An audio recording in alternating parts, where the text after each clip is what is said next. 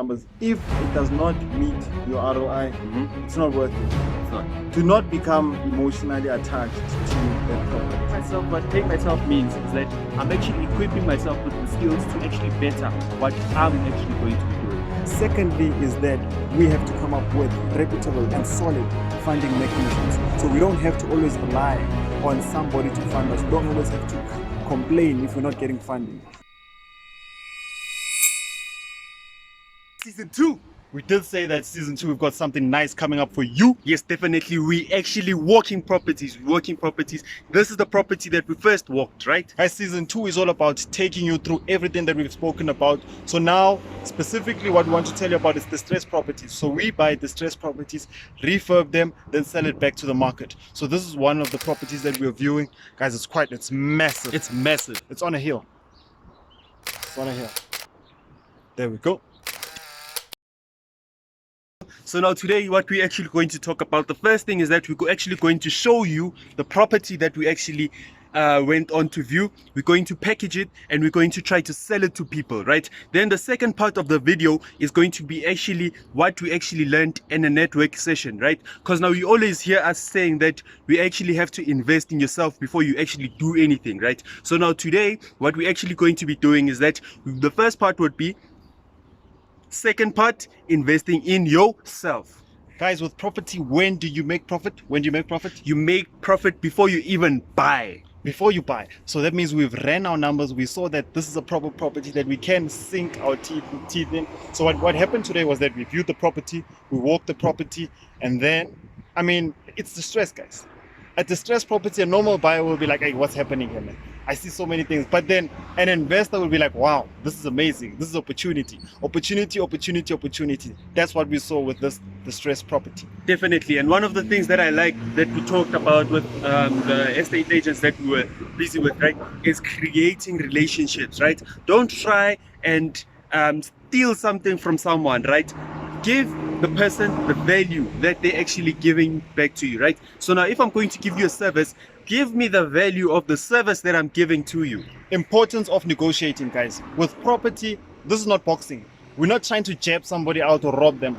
We're trying to create a relationship whereby we're going to be solving a problem with somebody who's distressed. Maybe they want to sell it quick, or they can't afford it. We want to solve that problem, but at the same time, we make a profit. So it's that sweet point. We're not TKing old people here. If you're still with us right now, something special about you. Something special about you. There's something special about you. So now, today we actually went around, right? Yeah. Viewing properties, right? Yeah. And we saw this particular property that we actually liked, right? And we did the viewing. I'm sure you liked and you saw what we actually viewed and what we saw, right? So now we want to give you a quick reflection on what's the next step that we're actually going to take right now. My views as a property investor, don't forget, guys, as a property investor, when you're going to see these properties, you see them from a different perspective than somebody else who will be buying the property for themselves. Yes. For instance, as a property investor, especially when you're using our strategy, which is flipping. So what flipping is that we're buying these houses below market value, we refurb them, and then we sell it back to the market. We sell it back at market value. Right. But now keep tuned, right? Because now we're actually going to tell you, we're going to go in depth on what flipping is and the different kind of strategies there are, right? So now if you haven't subscribed, please do subscribe in order for you to actually get that information that we actually will be posting. Our next video will be addressing those. It will be addressing them in order, correctly so. So now that property, when I saw it, is that okay? And when we're talking about distress, we're not talking about dilapidated to the worst, that it's on the ground, that you can't do anything. Sometimes it can just necessarily be, it needs some TLC in terms of what you want to modernize it. It doesn't necessarily mean that the walls are down, there's a heavy smell, but it does happen. And guess what? If we see such a house, we're going to buy it. We love such things. Definitely. Because now that's the question that I wanted to ask, right? Yeah. What if the property is in a terrible, with a capital T. What if the property is in a terrible state, right? But now the price, it's so good that your profit would be like 10 times. Man, the worse it is, I'll go for it if the numbers make sense. So what I'm saying, that if the numbers if the numbers make sense, if we can manage to get that property that you're saying capital, It starts with the capital what? Capital T. Capital T. Terrible. Capital terrible for T.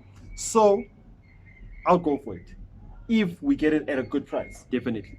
I'll go. I wouldn't hesitate, man. I'll go for the worst of the worst. Definitely. And now that's why is that the thing is, I think another problem with a lot of property. I'm not okay. I don't know with property investors or people, is that there's this thing of location. Okay. Location is true. However, location is not the only determining factor. Definitely. I can get a house. I'll be more happier if I get a house in. It's not necessarily far from everything, but let's say it is just. It's not so close to where everything is happening.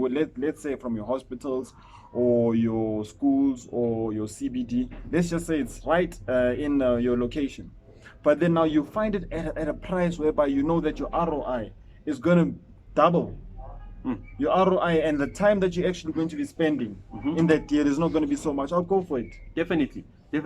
So now what we're saying is that you shouldn't be always focused on location, right? Because now sometimes it does get pretty hard to actually get a property which is like distressed in a good location, right? True. So sometimes it does happen that you see a property in a place whereby it's not really close to the hospitals, but now the property is in distress and it's at a good price, right? I mean, if you can get that at a good price and you grant the numbers and you see that it's profitable, I mean, go for that. True, man. I mean, I know somebody who's looking for that house in that location. He's been looking for it. And guess what? He'll still look for it. Because that's all that's running in his mind. Location. Man, we get carried away. When we speak about this. Let's go back to that deal that we saw today. Definitely. Please. So now that deal was in a, okay, it's not in a terrible, True. right? I've seen worse. We've seen worse. Trust me, I've seen worse. But as we said, it's just about making it modern. Yes, it's just making those touches. But now that property has a lot of history behind it, right? I was emotionally touched when I saw the property and everything that it has to offer. But that'll be a story for another day, right? So now the property is in a good state, not in a terrible state, right? The only terrible thing is the landscaping. True. And don't underestimate. I'd like to advise property investors that when you go viewing, before you actually buy, go with your power team. We're always emphasizing the importance of a power team. Yes. We're always emphasizing the importance of a power team. Don't just look and then you see, okay, no, it's just cosmetics. Around about 10,000, I'll be okay, man. I'll just fix for 10,000. No, go with your power team. That means the people for landscaping, your plumbers, electricians, even your builders. These people will give you accurate, even if it's not going to be accurate to the last cent. But however, you will get that roundabout price. And if they give you a wrong estimate, you know what to do. Change them, right? And something that a lot of people actually forget, right? It's bringing the person who's going to do your landscaping, right? A lot of people underestimate landscaping, but landscaping could be really expensive, especially if you bought a property in a place whereby the soil is not really good and you wanted to put on grass on it, right? So now you need to actually get that person who will actually tell you that, okay, you need to place manure before you actually do anything, and it needs to stay for 1 week, right? Just for clarity purposes, when you're speaking about landscaping, if somebody doesn't know what you're referring to, what are you referring to when you're saying landscaping? Oh, sorry about that.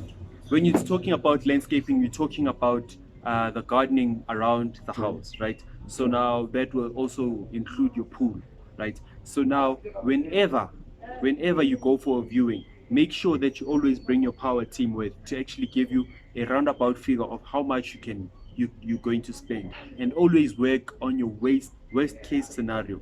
If everything had to go bad, how much would you actually spend? Always have a return on investment in mind. So our return on investment, we can't go below 15%. Definitely. No matter how attached you are to the property, but if it doesn't meet your numbers, what's important, I'm always emphasizing on the numbers. If it does not meet your ROI, it's not worth it. It's not. Do not become emotionally attached to that property. Definitely. And the second part of the video, we talked about investing in yourself, right? We're always talking about investing in yourself. Guys, I can't emphasize this enough, always be investing in yourself, even if it means taking off 10% from your whole salary for the people who are actually working. Even if for the people who are not working and are in deals, even if it means like taking 10% of that, the profit that you actually made in that particular month, and spending on investing in yourself, right? Always be doing that, right? I think there's a part that everyone always misinterprets, right? The part where everybody says pay yourself 1st, right? What does pay yourself first mean? Pay yourself first means that you should actually invest in yourself, right? Pay yourself doesn't mean, okay, for me, right? For me, it doesn't mean that paying myself that I'm going to go on a exclusive trip somewhere in Bali, right? I knew you were going to take that one. Right? I can't. I can't do that, right? So now what I have to do, what paying myself means is that I'm actually equipping myself with the skills to actually better what I'm actually going to be doing. Sharpening your sword. Sharpening your sword. That's what he's referring to. The sword always needs to be on sharp mode.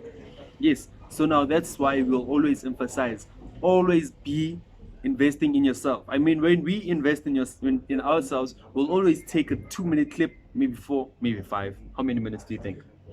It goes without saying, man. I mean, what's important is that we like showing off hard work. That's the moral of the story, man. Definitely. That's the moral of the story. The reason why we take this thing is that we want to show off that we can work hard. We're willing to work as hard as our competitors, man. Definitely. Or even harder. Definitely. So now, if we're actually going to be going to places whereby we had invested in ourselves, we'll actually shoot a 2-minute clip to actually show you what we actually learned in that particular day. Sort of something that looks like what we did earlier on today. I mean, I think that where we lose it is that after school, your formal school, formal education, is that sometimes we might think that we're done, we know everything. That's when that problem arises. But now, if we have this thing in mind whereby we always have to invest, it's not actually a have to, it's a need. It's a need. Long Wealth on duty, man. We're always emphasizing that you are your biggest investment. You need to actually make that initiative to always be going and investing in yourself. Even though it's free, even though sometimes you might pay something, you need to always go out and make that initiative to actually invest in yourself. Guys, you are your biggest investment. We always emphasize on this. And today we are attending the masterclass in Sandton by Vusi Tembogwayo. So what's your take? What have you taken from what we've received today? The take that I've taken, something that I've taken is that a lot of people actually, what they do is that they overestimate what the value of their business is, whereas sometimes you actually need to call in an evaluator if you don't know how to actually evaluate yourself, and be realistic in how you're actually going to actually sell something to your people. So now, for instance, if you're going to sell shares within your business, right, you actually need to have a professional person who is actually going to evaluate your business and how much it costs. I mean, sometimes for us in Long Wealth, we're actually raising capital to actually buying property, right, and selling it back. So now with us, it's going to be different, because now we are not actually selling shares in our business. We're selling shares within that property that we're selling. So now once that property is sold, you do not have, as someone who actually bought into or invested, you do not have a share in Long Wealth. You have a share in the property that we actually bought. True. I mean, what I've taken is that us as entrepreneurs, we need to be realistic, especially when it comes to funding. No, from the idea, before we even get to funding, from the idea, what problem are you solving? Is there a problem that you're solving, or you just somebody who came up with an idea that's not solving anything? Secondly is that we have to come up with reputable and solid funding mechanisms. So we don't have to always rely on somebody to fund us. We don't always have to complain if we're not getting funding. So it's actually very important that we do stand firm and have powerful mechanisms and become creative with regards to funding, because it's not all the time that whereby if we don't have money, we can't become creative. We have to see what space are we in and who can actually fund us at that particular point in time. But it's not always that you have to wait on somebody to fund you. And something that I've also learned today is that the difference between which one actually comes first. Do you start building your brand first, or do you build your business's brand first? Sure. This one is actually tricky, the way it was actually explained, right? Because now, if you build your brand first, then every time when someone comes to the business, they actually want to talk to you. So now that's the actually catch on which one to actually build, which one should be stronger within your business, right? So now you need to take into consideration that if you're going to actually sell, if you're going to build your personal brand first, it's not really scalable, right, in the long period. But now if you're going to build the brand of the business first, then that's when it's actually going to scale even faster. I mean, it also works hand in hand. Sometimes you can use your weight to solidify or to bring weight to your brand. So either way it does. But now, as you did say, you have to be very careful, because sometimes you build your brand, everybody knows you, and then if something happens that's wrong to you, it actually affects your business. So it's very important that you know the different dynamics, and you also invest in yourself. That's why we always say invest in yourself. If investing in yourself was a person, it would be normal. Definitely. See you later. Don't forget to like, subscribe. Subscribing is very important, guys. I'd like to stress on pressing that notification and also subscribing. Press notification, subscribe. Press notification, subscribe. Please do me a favor and post below. What do you think about the house? If you had the money to do it, would you buy it? If you do want to buy it, please do email us. We'll post down our email address below. Let's hear your strategies. I also like to hear your strategies, what you're using. If you're only buying these houses that are in a good state and that's your strategy, no, we'd like to hear about it. So let's hear what you have. Know well, sign out.